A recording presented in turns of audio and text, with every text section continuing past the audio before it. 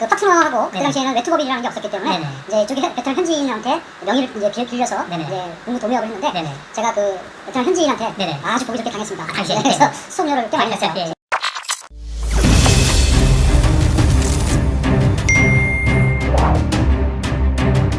대표님 안녕하세요. 안녕하세요. 예. 저 먼저 본인 소개와 베트남에 오신 지 얼마나 되셨는지 한번 말씀해 주시면 감사하겠습니다. 지금 베트남 호치민에서 20년째 이제 베스트 렌트카를 운영하고 있습니다. 아, 20년이요? 네. 그러니까 아마 외국인이 렌트카 하기는 제가 최초인 걸로 알고 있습니다. 그래서 20년째 하고 있고 저는 뭐 여기서 산 지 20년 됐으니까 오래되셨습니다. 네, 오래됐습니다. 네네. 그래서 또 더군다나 물론 이제 중간에 한 번은 있었지만 네네. 렌트카만 한 지가 지금 16년째니까 그러니까 렌트카로서 그 단일 업종으로 온 지는 네네. 최장기라고 얘기할 수 있어요. 거의 뭐 그 베트남의 화석 같은 존재시네요. 그러니까 그냥 뭐랄까 토박이라고 해야 되나요? 예, 그렇습니다. 그러면 대표님께서 베트남에 오게 된 계기를 한번 실례지만 여쭤봐도 될까요? 사실은 제가 여기 오는 계기는 제가 여기 이제 출장차 왔다 갔다 하다가 네네네. 이쪽에 이제 IMF 지나고 제가 회사 정리를 하면서 이쪽에다 이제 터를 잡기 시작을 했죠. 네네. 그래서 처음에는 와서 한 3년 동안은 잘 하다가 문구 사업을 좀 했었어요. 아, 문구 사업이요? 네, 문구 사업을 했다가 굉장히 유명한 사업인데요. 네, 그래서 했는데 그 파트너하고 그때 네네. 당시에는 외투법인이라는 게 없었기 때문에 네네. 이제 이쪽에 베트남 현지인한테 명의를 이제 빌려서 네네. 이제 문구 도매업을 했는데 네네. 제가 그 베트남 현지인한테 네네. 아주 보기 좋게 당했습니다. 아, 예. 그래서 수업료를 꽤 많이 냈어요. 예, 예. 그래서 수업료를 많이 내서 네네. 그러다 보니까 3억이라는 돈을 뭐 날리고 나니까 네네. 좀 막막하더라고요. 예, 예, 예. 근데 뭐 아시다시피 그때 돈 3억이면 제가 그때 퇴직금하고 네네. 있는 돈 다 털어서 왔는데 그렇겠네요. 결국 한국에 돌아갈 수도 없고 네네. 좀 굉장히 좀 방황하고 있었을 때 네네. 우연찮게 네네. 이제 그 삼성 지역 전문가들을 통해 가지고 네네. 렌트카를 접하게 됐어요. 아, 예. 그때부터 렌트카를 이제 시작하게 됐어요. 예. 그러면 뭐 이렇게 일단은 베트남 사회의 수업료는 크게 한번 내시고 지금 진입을 하신 그렇습니다. 거네요. 근데 뭐 저뿐만이 아니고 네네. 금액에 따라 차이는 있지만 네네. 대부분 수업료를 안 내신 분들은 거의 없어요. 예, 저도 지금 중국에서 한 18년, 20년 정도 살다가 왔는데 동남아에서 자국민 이름으로 못하니까 오는 그러한 이제 어려움들이 맞습니다. 있는 것 같습니다. 근데 지금은 어떻습니까? 지금은 많이 좋아졌어요. 예. 지금은 이제 뭐 외투법인도 뭐 네. 쉽게 낼 수 있고, 예. 그다음에 이제 뭐 유통업 같은 경우는 네네. 외국 사람 이름으로 가능은 해요. 아, 정말요? 네, 그래서 많이 좋아졌습니다. 그래서 예. 제가 보는 견지에서는 요즘은 네네. 예전에는 베트남이 참 어렵다라고 생각을 했는데 네네. 지금은 이제 그런 것들이 네네. 뭐 이렇게 많이 개편이 돼서 네네. 이제 그 오셔서 사업하시는 분들이 많은 좋은 것들이 될 수 있다고 생각합니다. 예, 사업적으로 이렇게 맞닥뜨려서 이렇게 그 속이셨던 분 이외에 살아가면서 베트남 분들은 대체적으로 어땠나요? 개인적으로? 뭐 지금 제 생각은 그건 이제 뭐 사람에 따라서 성향에 따라 좀 차이는 있겠지만 특히 이 호치민 쪽에 남부 쪽에 있는 사람들을 보면 굉장히 그 순수하고 그다음에 정도 많고 저한테는 굉장히 좋게 생각을 합니다. 근데 이제 저하고 사업 관계를 맺던 사람은 저쪽 하노이 친구이기 때문에 저 북쪽 친구들은 어떤지 모르겠는데 남쪽 친구들은 제 직원들도 그렇고 기사들 써보면 굉장히 온순하고 우리 한국 사람, 대한민국 사람들하고 어울리는 부분들이 많이 있는 것 같습니다. 그게 사실 이제 제가 잠깐 저 입장에서 보면은요. 이제 중국도 북경은 왜 그 정치 중심이고 저 남쪽 제가 거주했던 광저우는 그 상업 중심이잖아요. 그렇죠. 여기도 하노이는 정치 중심이고 호치민 남쪽은 이 상업 중심, 경제 중심이다 보니까 거의 비슷한 것 같아요. 저 정치 중심 있는 사람들이 좀 거세고 억세고 약간 좀 강성인데 이 경제 중심 쪽은 좀 유하고 온화하고 하는 게 있고 또 재미있게 보면 사실은 베트남 전쟁 때 우리 입장에서 봤을 때는 자유월남이 우리는 사이공에 위한 원족이 온 거고 참전국이고 저 하노이 쪽에서 보면은 적대국이다 보니까 그런 것도 좀 있지 않나 이제 제가 이제 한번 생각을 한번 해봅니다. 그거는 역사상으로 보면 좀 우리나라하고 일맥상통한 부분이 없지 않아 있어요. 그래서 하여튼 그런 것들이 있는데 하여튼 뭐 수업료는 냈는데 대체적으로 친절했고 살만했다. 그러면 이제 대체적으로 베트남에 사셨던 거에 만족을 하시는 거죠? 네, 그렇습니다. 네, 네, 좋습니다. 또 하나는 이제 베트남이 좋은 것 중에 하나가 뭐냐면 네. 이제 제가 이제 만 62세가 되는데 사실은 네, 네, 사실은 이제 한국에서는 네네. 지금 다 중년할 나이잖아요. 예. 그러니까 좀 작년 재작년에 저희 친구들도 와서 네네. 굉장히 부러운 것 중에 하나가 뭐냐면 나이가 많아도 네. 일을 할 수 있다는 터전이 있다는 게 여기 전혀 없죠. 그럼 네, 나이에 따라서. 네, 그래서 예. 굉장히 부러워하더라고요. 네네. 그래서 자기네들도 오고 싶어 하는데 어떤 예. 뭐 좋은 사업이 없겠냐라고 하는데 저는 가능하면 오지 말라고 얘기했습니다. 예. 그렇죠. 조금 더 젊었을 때 오셨으면 되는데. 네, 그렇습니다. 예, 그리고 그렇게 전혀 뭐 만 62세로 안 보이시니까요. 예. 뭐 아주 훌륭합니다. 그래서 베트남 생활 만족하고 계시고요. 그럼 세 번째는 요즘 코로나 사태에 대해서 조금 여쭤보고 싶어요. 네네. 대표님 비즈니스 측면이시나 네. 개인적인 측면에서 코로나 전에 비즈니스가 어땠고 코로나 시기는 뭐 전부 못했으니까 어땠고 종식 선언한 이후에 좀 변화가 좀 있는지 좀 담백하게 팩트에 입각해서 좀 알려주시면 감사하겠습니다. 네. 저희 이제 여행이나 이 렌트카 업계는 대개 이제 겨울이 10월 달부터 3월 달, 4월 달까지가 성수기예요. 성수기가. 네, 그래서 12월 달이 되고 1월 달은 이제 구정이 꼈기 때문에 네. 손님들이 많이 안 들어왔어요. 네네. 그래서 2월 달에 이제 손님들이 많이 들어오기로 거의 예약이 풀 살 수 있는 상태였었는데 이제 코로나가 발생하면서 2월 초부터 손님들이 이제 예약 취소를 하게 됐던 거예요. 그렇겠네요. 네, 그래서 뭐 사실 저도 엄청난 데미지를 입었어요. 그렇네요. 왜냐면 이미 뭐 호텔이나 골프장에 예약한 것들도 많이 있었고, 대파지 걸어놓은 것도 네, 있고. 그다음에 차량도 마찬가지고. 네네. 그래서 차량은 뭐 제가 렌트카를 운영하니까 그 뭐 제 차에 대한 것들은 뭐 네. 감소를 할 수 있지만 이제 대외적인 것들은 감수하기가 되게 힘들더라고요.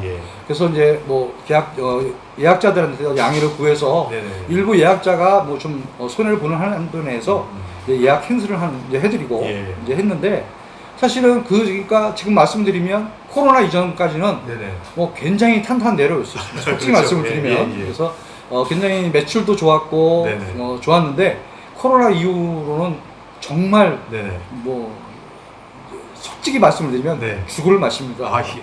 그러니까 그 죽을 맛이라고 하는 것은 뭐냐면 네네. 정말 재무조사상에서 네네. 수입난이 하나도 없어요. 그렇겠죠. 네.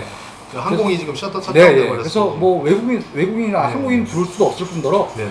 그 여기서 사시는 교민들도 한국에서 손님들이 와야 차를 이용을 하고 그렇죠. 여행을 하는데 네네. 그런 것이 전무하다 보니까 네네. 거의 지금 여행하고 이 렌트카 쪽은 거의 제로 베이스라고 보시면 맞습니다. 그렇네요. 예. 그래서 사실은 제가 이제 뭐 말씀을 드리겠지만 그래서 지금 현재 상태로서는 거의 패닉 상태예요. 네네. 그래서 지금은 예. 제가 어떤 구상을 하고 있냐면 제가 이제 일단 앞으로의 미래 구상이죠. 네, 예. 회사 생활을 할 때 네네. 관리 책임자를 했었기 때문에 네네. 그런 부분에서 한 도움이 된 게 뭐냐면 어려울 때에는 네네. 매달 나가는 일반 경비를 네네. 최소한으로 줄여야 된다. 네네. 그래서 저는 코로나 발생하고 나서부터 네네. 매달 나가는 지출하는 그 경비를 네네. 굉장히 많이 줄였습니다. 아. 거의 한 70%대로 줄였어요. 사실 그렇게도 이렇게 운영이 되시던가요? 근데 이제 그거는 이제 제가 네네. 기본적으로 이제 여기서 유지하고 있었던 것이 있었기 때문에 네네. 이제 우리가 얘기하는 유지하는 거에 플러스 알파인데 그 플러스 알파가 없었던 거죠. 없어진 그렇네요. 거죠. 네네. 그래서 하는데 괜히 어렵게 생활은 좀 유지는 하고 있습니다. 네네. 근데 유지는 하고 있고 그래서 이제 이 코로나가 이제 지금 이제 베트남은 이제 종식이 됐잖아요. 네네. 그래서 이제 정부에서 발표를 하고 해서 모든 게 풀려났는데 아직 이제 항공기 운항이 재개가 안 되고 있고 그렇죠. 그다음에 가장 중요한 것은 항공기 운항이 되더라도 14일 자가격리 문제가 네네. 풀어지지 않으면 네네. 여행객들은 들어올 수가 없습니다. 그 예상하시기는 자가격리 문제는 어떻게 되실 것 같나요? 지금 제가 참 안타까운 것은 네네. 한국의 국내 뉴스를 보면 네. 정말 좀 뭐라 그럴까 좀 이기적인 것과 네네네. 그다음에 너무 아니란 그 생각들 때문에 네네. 생각지 않게 종식되었던 코로나가 네네. 다시 개발되면서 네네. 지금 계속 확진자가 늘어나고 있지 네네. 않습니까? 예. 이 확진자가 줄지 않는 이상에는 네네. 베트남 정부에서는 절대로 자가격리를 풀지 않을 것이라고 생각합니다. 예. 그게 사실은 이 동남아 국가가 겪는 필연적인 것 같아요. 네, 맞습니다. 예. 한국이나 일본 뭐 이런처럼 방역이 훌륭한 국가도 요게 이제 확진자가 늘어나 버리면 의료 체계가 붕괴된다고 하는데 사실 베트남, 필리핀이 살기는 좋아도 선진 의료 시설은 아니잖아요. 아니, 그렇죠. 의료 시설은 낙후되어 예, 있죠. 이게 지금 유행하는 순간 사실은 끝난다고 봐야 되는 거기 때문에 사실 참 이게 어떻게 보면 베트남 정부에서 하고 있는 것들이 당연한 거라고도 생각을 저는 하는데 대표님도 사실은 저도 예, 여기 베트남에 코로나가 발생했을 때 네네. 정말 위험하다고 생각을 했어요. 네네. 왜냐면 제가 알고 있는 이 베트남이 네네. 의료진도 굉장히 연약하고 네네. 의료 시설도 낙후되어 있기 때문에 네네. 이 코로나를 우리나라처럼 정말 많은 키트나 이런 것들이 준비되어 있어서 네네. 많은 사람들을 네. 검진을 할 수 있을까라고 네네. 하는 우려성이 많았습니다. 네. 그거와 맞물려서 지금 이제 제가 아주 민감한 사실, 제가 사실은 이 사안 때문에 이렇게 인터뷰, 교민들을 꼭 찾아다니면서 인터뷰를 시작했는지도 모르는데요. 그 요즘에 유튜브, 혹시 유튜브를 좀 보십니까? 네. 예. 보면 요즘 유튜브 안에 전혀 객관적이지 못한 사실들, 그리고 일부 이런 사건들, 를 가지고 마치 그것이 전체 베트남인들, 전체 한국 베트남 관계인 것처럼 아주 뭐 극단적인 내용의 기사들이, 개인 유튜버들이 쓰는 기사가 아니죠. 이제 의견들이 아무 여과 없이 인터넷 상에서 올라오고 있어요. 그러면 베트남을 와보지 않으신 분들이나 또 거주해보지 않으신 분들 같은 경우는 사실은 그것들이 사실이냐 믿을 수가 있는 거거든요. 그래서 댓글도 많이 달리고 뭐 이렇게 되는데 그런 사안을 보시면서 현재 여기서 20년째 사시는 대표님이 보는 그러한 일단 시각을 어떻게 생각하시는지 한번 말씀을 해주시면 감사하겠습니다. 지금 뭐 저희가 그 코로나가 발생하고 나서부터 네. 사실은 베트남하고 안 좋은 관계가 있었던 건 사실이에요. 네네. 제가 뉴스를 보고 유튜브 보고 네네. 이제 한국에서 저기 방송되는 뉴스를 네네. 보면서 하는데 정말 그 여과되지 않고 네네. 그냥 본인의 느낌에 네네. 그다음에 전혀 알지 못하는 지식을 가지고 네네. 그게 옳은 양 예. 이렇게 뭐 매스미디어나 이런 걸 통해서 네네. 이렇게 방송을 하는 걸 보면 네네. 굉장히 안타까움을 금치 못했습니다. 네.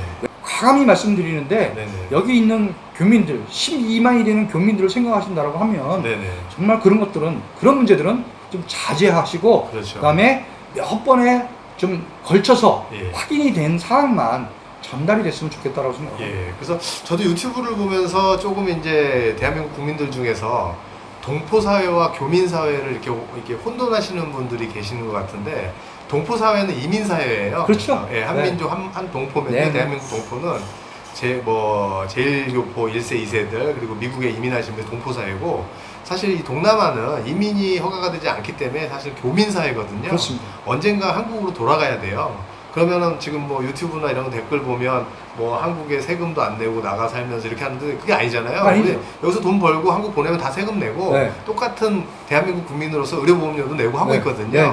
그렇기 때문에 굳이 해외, 저희가 베트남도 나와주세요 나온 게 아니라 우리 대한민국에도 필요하기 때문에 저희가 나왔고, 그렇습니다. 상호작용이라고 보고 네. 이제 저희가 사실 뭐 베트남하고 대한민국이 국력이 비슷해서 경쟁해야 된다면 상관이 없는데, 뭐 GDP도 그렇고 국가 경쟁력도 그렇고 많기 때문에 네. 아직은 이렇게 큰 의미에서 네. 좀 아량을 베풀어야 되는 것이 아닌가라는 생각을 좀 당연한 생각이 해보게 됩니다. 그래서 그 대표님이 오늘 해주시는 말씀이 무엇인지 너무 잘 알겠고요. 그래서 아무튼 우리도 열심히 더 살아야 될 것 같고요. 네. 저 마지막으로 대표님께서 이 코로나를 극복하셨다고 봅니다. 저는 극복하셨다고 보고 이후에 어떤 비즈니스를 어떻게 하겠다 하고 우리 또 교민들이나 우리 대한민국 국민들에게 뭐 드리는 메시지 하나 좀 부탁드리겠습니다. 일단 코로나가 빨리 종식이 됐으면 좋겠습니다. 네. 그래서 제가 바라는 거는, 사실은 제가 아까도 서두에 말씀드렸지만 제가 이 업을 한 게 벌써 15년, 16년이 되다 보니까 제가 사실 이 업을 접을 수는 없어요. 그리고 사실 지금까지도 저를 아껴주시고 저를 이용하시는 분들이 많이 계시기 때문에 한국에도. 그래서 저는 오히려 이것이 위기가 기회라고 생각을 하고 렌트카와 여행업을 좀 더 초심의 마음으로 다져서 좀 더 손님들한테 좀 더 잘할 수 있는 어떤 기틀을 마련을 하고, 그 다음에 손님들에게 더 잘할 수 있는 어떤 서비스를 제공을 해서 좀 더 예전보다는 더 나은 베스트 렌트카의 전인연이 되고 싶습니다. 예, 감사합니다. 오늘 긴 시간 인터뷰에 응해주셔서 대단히 감사합니다. 감사합니다. 예.